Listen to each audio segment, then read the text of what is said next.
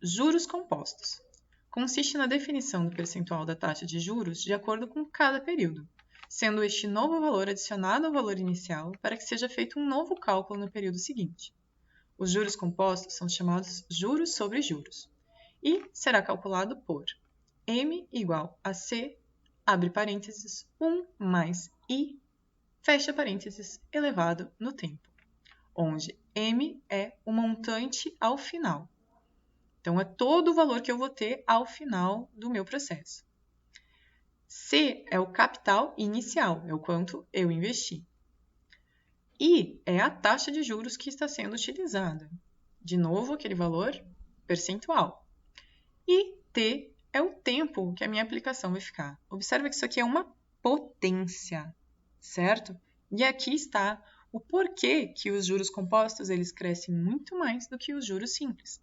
Porque eu aqui estou tratando de uma potência, não é uma simples multiplicação, tá? Então, isso aqui vai fazer com que os juros compostos sejam muito maiores. Exemplo, uma questão da UERJ de 2017. Um capital de R$ 100 foi investido a juros compostos de 10% ao mês e gerou, em 3 meses, um montante de R$ 53.240. Calcule o valor em reais do capital inicial C. Então, vou utilizar minha fórmula. M é igual a C, que abre parênteses, 1 mais I elevado no tempo. No lugar do M, eu vou colocar um montante, ou seja, o montante final. Ao final dos 3 meses, ele tinha 53.240. C é o meu capital inicial. 1 mais 0,1, por quê? Porque a taxa é 10%. Taxa 10%. 10% é o quê? É 1 dividido por 10. Cortei esse zero, certo? 1 décimo. 1 décimo é 0,1. Então, a taxa de 10% escrita na forma decimal é 0,1. Tá? Então, eu vou somar 1 mais 0,1. 1 mais 0,1, vírgula embaixo de vírgula, certo? Então, 1, a vírgula está aqui. 0,1. Então, aqui é como se tivesse um zero. Então, quando eu somar isso, eu vou ficar com 1,1, vírgula embaixo de vírgula, tá? Então, o meu valor aqui vai ser 1,1. Esse valor vai estar elevado ao cubo. Então, eu fiz aqui separadinho para a gente ver. 1,1 ao cubo. Isso equivale ao quê? A 1,1 vezes 1,1 vezes 1,1. Então, eu vou resolver isso. 1,1 vezes 1,1. 1 vezes 1, 1. 1 vezes 1, 1. Dou um espacinho. 1 vezes 1, 1. 1 vezes 1, 1. Somando tudo, isso dá 1, 2, 1. Uma casa depois da vírgula, uma casa depois da vírgula. Então, o meu cálculo no total vai ter 2 casas depois da vírgula. Porque na multiplicação não é vírgula embaixo de vírgula. Multiplicação de decimais se faz de um jeito diferente de soma e subtração. Então, aqui não é vírgula embaixo de vírgula. Aqui eu calculo normalmente como se não tivesse vírgula e, ao final, eu conto o número de casas que eu tenho no total do meu cálculo. Então, aqui eu tenho uma casa decimal, aqui eu tenho uma casa decimal, então, no total, eu tenho 2 casas decimais. Logo, a minha resposta vai ter que ter 2 casas decimais. Então, eu venho da direita para a esquerda e conto 2 casas, 1,21. Agora, isso não acabou. Isso é 1,1 vezes 1,1. Eu ainda tenho que multiplicar esse valor novamente pelo 1,1, porque isso é ao cubo. O tempo era 3 meses. Então, isso está ao cubo. Então, é 1,1 vezes 1,1 vezes 1,1.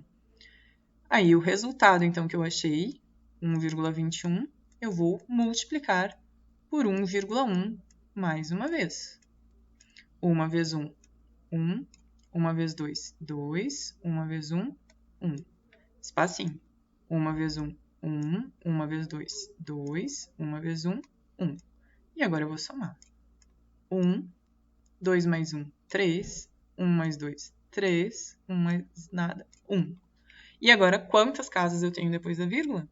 Tenho uma, duas aqui em cima e mais uma aqui embaixo. Ou seja, no total eu tenho 3 casas depois da vírgula. Logo, no meu resultado, eu tenho que ter 3 casas depois da vírgula. Então, venho no meu resultado e conto de trás para frente 1, 2, 3 casas. Então, o resultado de 1,1 elevado ao cubo é 1,331. Então, no lugar disso aqui,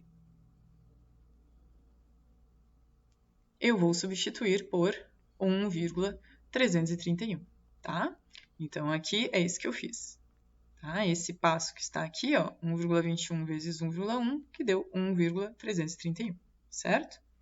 Então, agora eu vou substituir. Vou pegar, então, essa equação vem para cá. O montante era 53.240. Isso vai ser igual a este valor todo, que a gente já viu que dá 1,331, vezes o C, que é o que eu quero descobrir. Então, agora, inverti de novo, né, a ordem das coisas aqui, para ficar o C isolado na esquerda. O 1,331 que estava multiplicando vai passar dividindo. Então, o meu capital será 53.240 dividido por 1,331.